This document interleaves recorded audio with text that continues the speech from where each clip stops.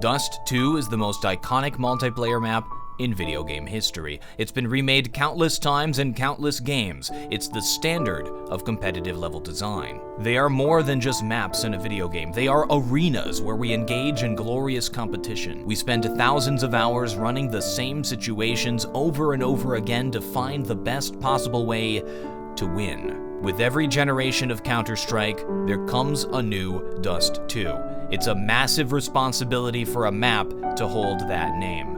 Goodbye, Dust2 2012, and GG.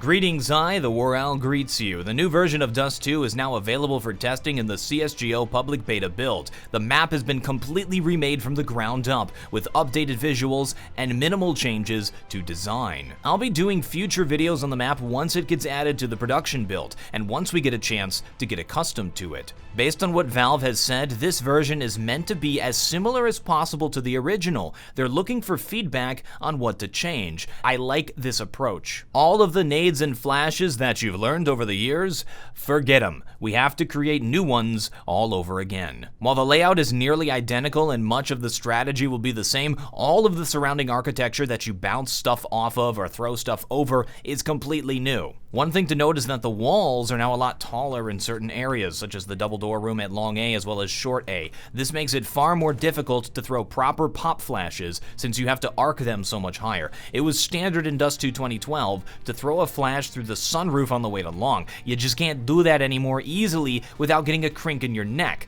But before I tear it apart, I like the visuals of the map. It fits with the current theme of CSGO. It's clean and smooth, and the textures look visually appealing, especially compared to the previous version. From a gameplay standpoint, the visibility on this map is excellent. We even have some new, more distinct player models as well. I love the new player models. It's a completely new style, but I think it fits with the culture of the community. Each character now seems to have a personality just by their appearance. I kinda hope they do this to all of the player models over time. And one thing I would suggest, allow us to pick what player model we play as like in the old days. It's time. I feel like player recognition will be a lot easier on this map, which is a great design decision and much better to have on release, instead of splashing white paint across the walls in important spots like they had to do with Dust2 2012. The map also performs very nicely, meaning that if you don't have a great rig, you'll get much better frames. It's always great when they manage to make it look better while also making it run better, so kudos to Valve on that one. I appreciate that they've taken a more minimalist approach to the visuals.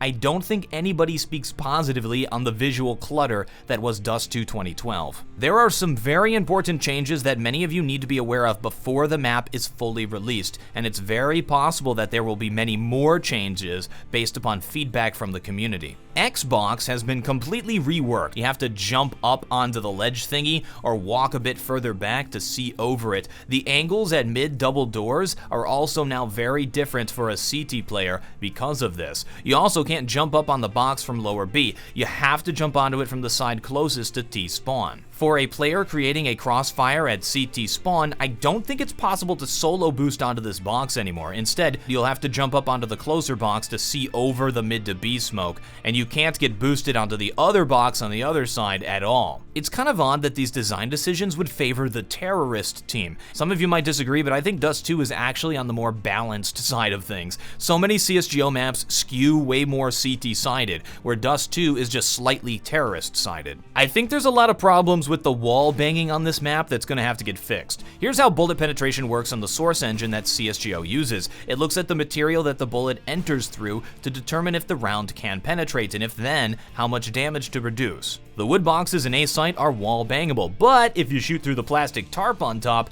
nope, that's a strong ass tarp. It's like a chastity belt to prevent penetration. Okay, I'll stop. In B site, I think the idea is to use these aluminum sheets to show where you can wallbang. By the way, that's how you say the word in America land. Calm down, you salty Brits. You can shoot through these boxes as long as you shoot through the sheets. But if you shoot the stacks of bricks, nope. I wonder what the original intent was. It's probably this. Once you know it, it's actually a good design decision for gameplay. Intuitively, I would think that the sheets would make it more difficult to wallbang. I like the removal of the front part of the platform at long A. That spot was always kind of goofy and had weird angles. Besides that, so much of the layout in the cover is pretty much the same. Besides car, that's very different, and I actually like this change because it helps the CTs a little bit. Overall, I don't feel like they added very much new. It's like they only took some stuff away. One suggestion I could offer is to open the ceiling of B tunnels so that the terrorists could throw some more creative smokes and flashes when initiating a B site take. I'm not one that supports large sweeping changes to the layout.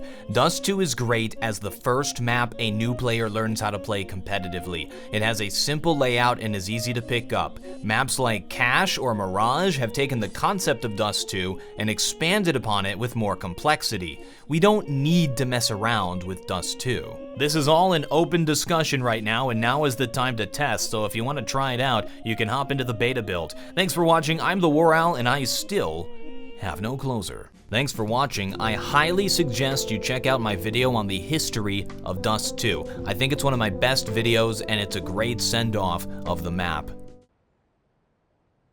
It's a face.